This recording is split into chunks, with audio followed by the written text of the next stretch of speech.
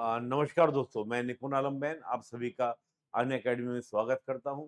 और दोस्तों, जो हमारी पॉलिटी की एक सीरीज चल रही है, जिसमें हम एक पॉलिटी के जो कॉन्सेप्चुअल फंडामेंटल क्लियरिटी है, उसके लिए दोस्तों हमने सीरीज चलाई हुई है, जो 2025 के लिए, 25 के अलावा हम देखें 2026-27 सभी के लिए।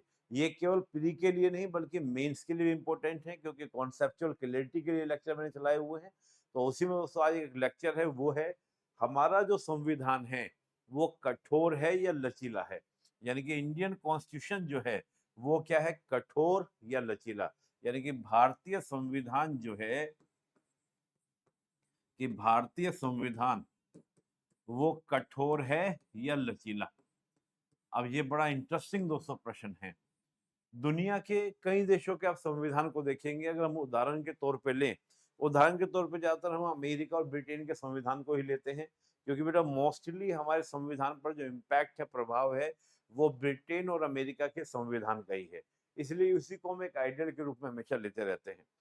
अमेरिका का संविधान कहा जाता है कठोर संविधान, जबकि ब्रिटेन का जो संविधान है वो कहा जाता है एक लचीला संविधान, यानी कि आपका सिंपल, या हम कह सकते हैं उसको लचीला संविधान दोस्तों कहा जाता है।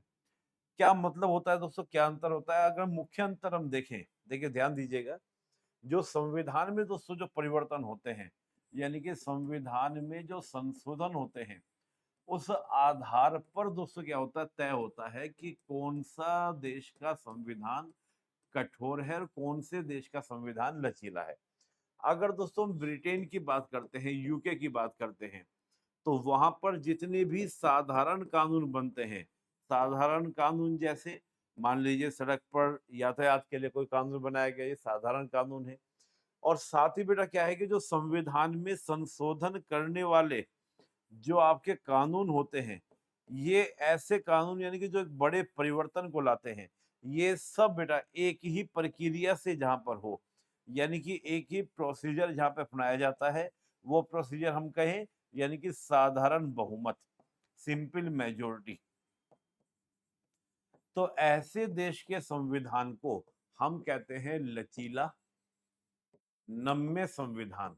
यानी कि आपका क्या, आपका नम्य, वो सॉरी, नम्य संविधान, लचीला संविधान, यानी कि आपका सिंपल संविधान इसको हम कह देते हैं।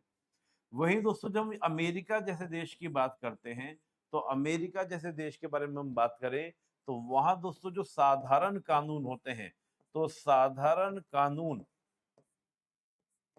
और दोस्तों आपका संविधान संशोधन कानून,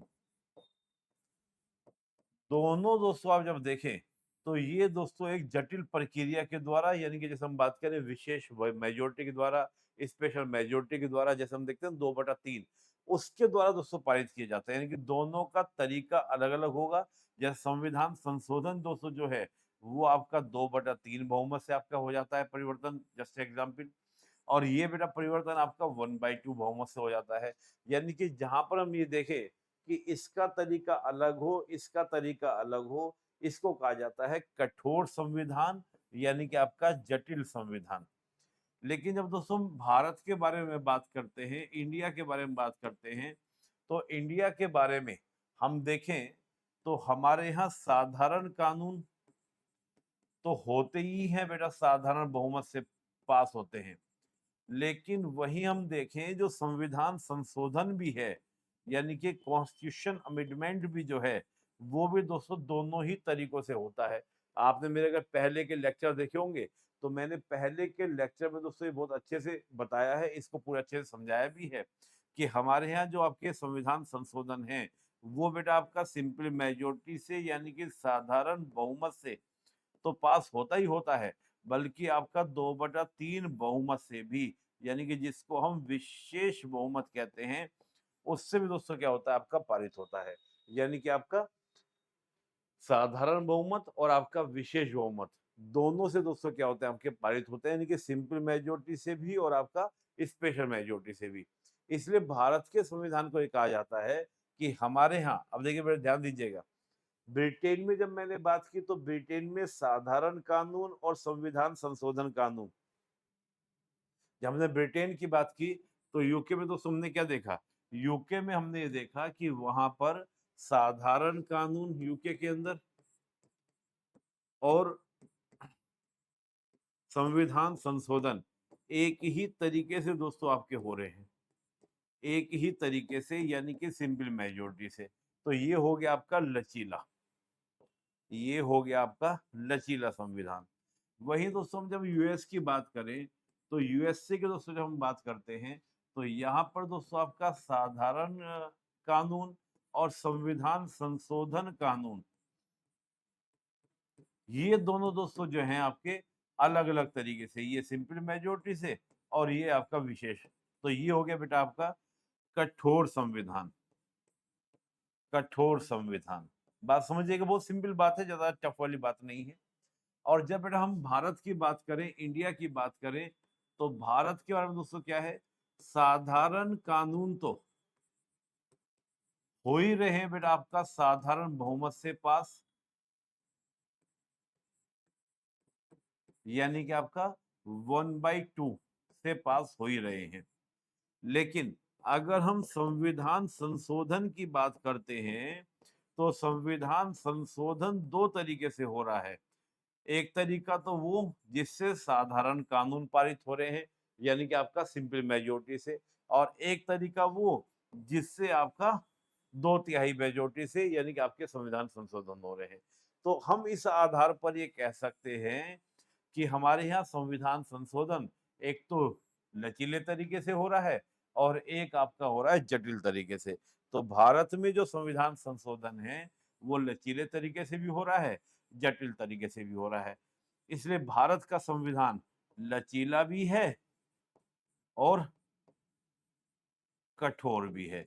आप कहेंगे सर ऐसी व्यवस्था क्यों की गई हमारे यहाँ पर, कि हमारे यहाँ पर लचीला भी बनाया गया और कठोर भी बनाया गया? भाई हमारे जो संविधान निर्माता थे, उन्होंने बड़ा सोच समझ कर बेटा ये व्यवस्था की है। उनकी सोच ये थी कि अगर हम एक ऐसा संविधान बनाते हैं, जो कठोर और लचीलेपन का क्या होगा, एक समन्वय होगा, संतुलन होगा, तो हमको क्या होगा, एक तो ये ध्यान रखा जाएगा कि जैसे हमें ज़रूरत हो, तो इतनी ज़्यादा जटिलता ना हो कि हम नए तरह के कानून पारित कराने में बहुत दिन हमारे लग जाएँ, हम उलझे रह जाएँ, हम परेशान हो जाएँ। हमारे लिए बेटर क्या है, बेटर स्थिति क्या है कि वो कानून तेज़ी से पास हो, तेज़ी से लागू हो, ताकि हमारी व्यवस्था में किसी प्रकार की कोई भी रुकावट ना आए। लेकिन दूसरा ये भी बात है कि इतना भी आसान प्रक्रिया ना हो कि संसद जब चाहे क्या कर दे, संविधान की धज्जियाँ उड़ा दे। तो हमें ये भी सोचना था कि ऐसा भी कानून नहीं होना चाहिए जो संविधान की क्या करे, धज्जियां उड़ा दे, ये भी हमको ध्यान रखना है। तो हम देखें बेटा, एक तो मौलिक मूल्यों की सुरक्षा, हमें को जरूरत ये था कि कठोर संविधान इसलिए रखना है ताकि जो है बेटा आपका जो हमारा बेसिक स्ट्रक्चर है, यानी कि जो मूल ढांचा है, वो सुरक्षा रहे, इसलिए कठोर बनाया गया। फिर हम देखें बदलती परिस्थिति के अनुसार ढलना, अगर लचीलापन होगा तो बेटा ये क्या होगा लचीलापन, कि सामाजिक राजनीतिक आर्थिक स्थिति, भाई जिस समय संविधान लागू हुआ 1950 में, उस समय की स्थिति और आज 2024 की स्थिति, दोनों में बहुत बड़ा अंतर है। तो अगर आप बदलती परिस्थिति के अनुसार अपने आप को बदलेंगे नहीं, जैसे मैं हमेशा बोलता हूँ कि अब तो इस तालाब का पानी बदल दो कि कमल भी इसमें मुरझाने लगे हैं। तो परिस्थिति बदलेंगी, उसके अकॉर्डिंग आपको भी अपने अंदर परिवर्तन लाना पड़ेगा। नहीं तो क्या हो जाएंगे बेटा, वही के वही रह जाएंगे। तो इसलिए लचीला बनाना जरूरी था बदलते परिस्थिति के अनुसार। संघवाद को बेटा बनाए रखना, अगर आप चाहते हैं अपना संघवाद आपका बना रहे, यानी कि जो हमारा फेडरल सिस्टम है वो बना रहे, तो कठोरता जरूरी थी। नहीं तो क्या होता, सेंट्रल गवर्नमेंट जब चाहे क्या कर देती, केंद्र राज्य का जो पूरा स्ट्रक्चर बनाया गया है, जो फेडरल स्ट्रक्चर बनाया गया है, उसको एकात्मक कर देती कि बस कुछ हो गया बहुत संघात्मक, अब कोई फेडरल वेडरल नहीं चलेगा, अब केवल चलेगा यूनिटरी फॉर्मेट चलेगा। ऐसा ना करे सरकार के बेटा, इसलिए किया गया। व्यक्तिगत और सामूहिक कल्याण में संतुलन, बेटा इसके लिए कठोर बनाया गया कि जहां मौलिक अधिकार में परिवर्तन करना कठोर किया गया, तो वही नीति निर्देशक तत्वों में परिवर्तन करना आसान किया गया। अब ध्यान दीजिए दोस्तों, जब हम मौलिक अधिकारों की बात करते हैं, तो ये व्यक्तिगत स्वतंत्रता को बढ़ावा देते हैं, हर व्यक्ति को प्राप्त होते हैं। जब हम डीपीएसपी की बात करते हैं, तो ये सरकार को ताकत देते हैं कि आप इनके माध्यम से सामाजिक, आर्थिक और नीतियाँ बनाएँ और समाज का कल्याण सुनिश्चित करें, ये सरकार को ताकत देते हैं। तो इन दोनों के बीच में भी समन्वय होना ज़रूरी था। इनको परिवर्तन किया जाए, लचीले तरीके से भी हो जाए, ताकि सरकार लचीले तरीके से नीतियाँ बना सके। और ये हम देखें तो ये बेटा कठोर बनाया गया कि आपका मौलिक अधिकार का उल्लंघन होगा तो आप सीधे कहाँ जा सकते हैं, सुप्रीम कोर्ट और फिर हाई कोर्ट भी जा सकते हैं अगर जाना चाहें तो। स्थिरता और निरंतरता सुनिश्चित करना। बेटा जो कठोर और महत्वपूर्ण परिवर्तन के लिए पर्याप्त आम सहमति। देखिए सिंपल सी बात क्या है, अगर कोई कठोर परिवर्तन करना है मतलब बड़ा परिवर्तन करना है तो वो कठोर तरीके से होना चाहिए। उसमें दोस्तों क्या है कि आपको 2/3 बहुमत से पारित करना पड़ेगा दोनों सदनों से, विशेष मेजोरिटी से। इवन बेटा आपको अगर वो केंद्र राज्य के संबंधों से जुड़ा हुआ है तो आपको बेटा राज्यों में भेजना पड़ेगा। तो एक बड़ी सहमति बन जाती है और जब बड़ी सहमति के बाद परिवर्तन होता है तो उस परिवर्तन को लेकर कभी विद्रोह नहीं होता। लेकिन अगर आसान तरीके से परिवर्तन कर दिया जाए और जनता उससे सहमत ना हो, लोग उससे सहमत ना हो, तो ये आशंका बनी रहती है कि वहाँ विद्रोह हो सकता है, क्रांति हो सकती है। उससे बचने के लिए हमारे यहाँ व्यवस्था की गई। फिर लोकतंत्र को दोस्तों बढ़ावा देना। देखिए लोकतंत्र ये कहता है कि जो भी आपका कानून पारित हो, उस पर बकायदा अच्छे से विचार विमर्श हो। लेकिन लोकतंत्र ये भी कहता है कि जनता के हित के लिए अगर कानून को तेजी से पास कराना जरूरी है, तो वो भी जरूरी है। जनता अगर चाहती है भी जल्दी से कानून पारित करें, नियम पारित करें, तो वो भी जरूरी है। तो ये भी एक बेटा क्या है, बेहतर समन्वय बनाने के लिए, ताकि लोकतंत्र की जो मूल भावना है आम सहमति उस पर भी देखा जाए। और दूसरा क्या है कि जनता की इच्छा का सम्मान भी किया जाए।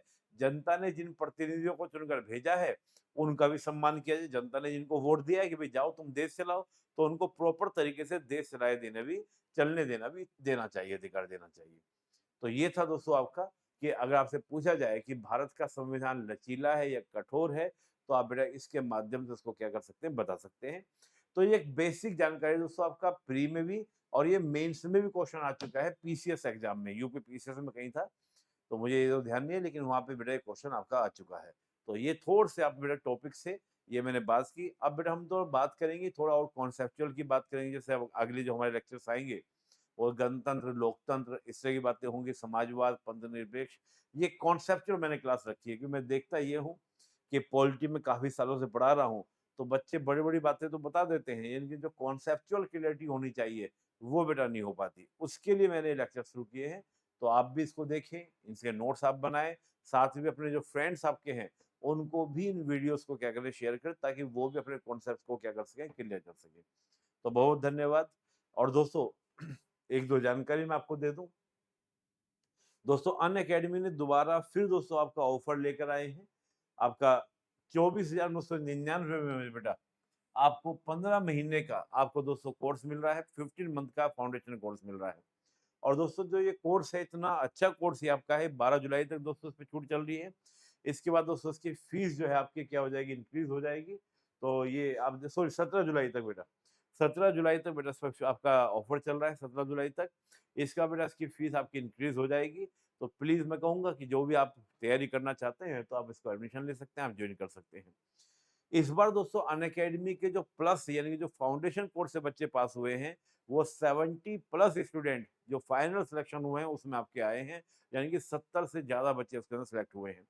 इस कोर्स के अंदर बेटा आपको जीएस, सीसैट और आपका टेस्ट सीरीज़ तीनों चीज़ बेटा आपको इसमें अवेलेबल होगी, टॉप एजुकेटर्स के द्वारा होगी और अनलिमिटेड एक्सेस मिलेगा आपको हमारे हर बैच के ऊपर, आप अनलिमिटेड एक्सेस कर सकते हैं। इस ऑफर का बेटा लाभ उठाने के लिए आप इस कोड को आप यूज़ करेंगे, निपुण 810 कोड को आप यूज़ करेंगे और बेटा मैं मुझसे भी बेटा जुड़ने का आपको अवसर मिलेगा, 1 टू 1 करने का भी मौका मिलेगा। आप Indian polity, international relation, internal security, social justice, Indian society and governance and ऐसे ये क्लास बेटा मैं अकेडमी पे लेता हूँ, तो आप मुझसे भी जुड़ सकते हैं। इस डिस्काउंट कोड को आप यूज़ कीजिए। 2025 के लिए दोस्तों 3 बैचेज़ हमारे यहाँ पे शुरू हो रहे हैं। एक तो आपका मंजिल बैच जो 12 जुलाई से 13 जुलाई से अचीवर बैच, इंग्लिश बैच और आपका एक न्यू बैच 2026 के लिए आपका 12 जुलाई से स्टार्ट हो रहा है इंग्लिश बैच। इसको आप जॉइन कर सकते हैं। साथ ही दोस्तों एक कॉन्क्लेव अनअकैडमी के द्वारा किया जा रहा है ताकि आपको एक मोटिवेशन मिले, आपको जो भी प्रॉब्लम्स आती हैं वो आपको देखने को मिले। इसमें बहुत सारे सेलिब्रिटीज़, इसमें पॉलिटिशियंस भी हैं, बहुत सारे ब्यूरोक्रेट्स भी हैं, उनको दोस्तों इसमें बुलाया जा रहा है। इसमें आप शामिल हो सकते हैं। इसके अलावा दोस्तों आपका क्या है कि मेंस के लिए 2024 के लिए एक क्वालिटी एनरिचमेंट प्रोग्राम यानी कि जिससे आपकी क्वालिटी एनहांस हो, उसके लिए प्रारंभ किया जा स्टार्ट किया जा रहा है। इसमें आपको बेटा मेंस ओरिएंटेड आपको बैचेस मिलेंगे, कोर्सेज मिलेंगे। मेंस की टेस्ट सीरीज आपको इवैल्यूएशन होके करने के लिए मिलेगी। डेली आंसर राइटिंग प्रैक्टिस बेटा आपको उसके अंदर मिलेगी। क्विक रिवीजन नोट्स इसका आपको अंदर मिलेगा, पीडीएफ नोट्स इसके अंदर आपको मिलेंगे। ये बैच दोस्तों आपका 4 जुलाई से स्टार्ट हो चुका है। अनअकैडमी के प्लस और आइकॉनिक बैच के लिए फ्री है। अदर स्टूडेंट्स के लिए ये 999 में, उनके लिए बेटा बहुत ही कम फीस पर ये बैच लॉन्च हो रहा है। ये दोनों मीडियम में आपका बैच है। साथ ही बेटा क्या है आपका यूपीएससी के जो आइकॉनिक सब्सक्रिप्शंस हैं, उसके अंदर बेटा नए फीचर जोड़े गए हैं। जैसे आप कोई क्लास करते हैं और आप क्लास करने के बाद चाहते हैं कि मैं इस क्लास को 10 मिनट में 5 मिनट में रिवाइज़ करूँ, वो बेटा मोड जोड़ा गया है। साथ ही आपकी कॉपियों को चेक करने के लिए एआई का सहारा लिया जा रहा है। हालाँकि एजुकेटर्स आपकी कॉपी चेक करेंगे, लेकिन एआई भी बेटा आपको फीडबैक देगा। इसी तरह इंटरव्यू बोर्ड के भी आपको बेटा क्या देगा, फीडबैक देगा, लेकिन साथ में आपको एआई भी अपना फीडबैक देगा। दोस्तों सीसेट लॉन्च किया जा रहा है। दोस्तों सीसेट की जब हम बात करते हैं, तो सीसेट बेटा आपका क्या है कि जो आपकी फीस 20,000 थी बेटा, वो अब लेस करके बेटा 9,000 हो गई है। इसको भी आपको बेटा लॉन्च करना है, यानी कि जॉइन करना है, तो बेटा इस बैच में जॉइन करने के लिए आप मेरा कोड यूज़ कर सकते हैं, निपुण 810 कोड। इस कोड के माध्यम से बेटा आपको 9,000 में आपको ये कोर्स पूरा मिल जाएगा। दूसरा दोस्तों ये हमारे क्या है आपके ऑप्शनल बैच है, इनमें भी अगर आपको जॉइन करना है, तो भी आप मेरा कोड यूज़ करें। ये सब हमारे ऑप्शनल हैं। इन ऑप्शनल में बेटा आप जुड़िए और आपको क्या इसमें भी ऑफर मिलेगा। तो बेटा आज का लेक्चर इतना ही, फिर नेक्स्ट लेक्चर में नेक्स्ट बातें करेंगे। बहुत-बहुत धन्यवाद। जय हिंद।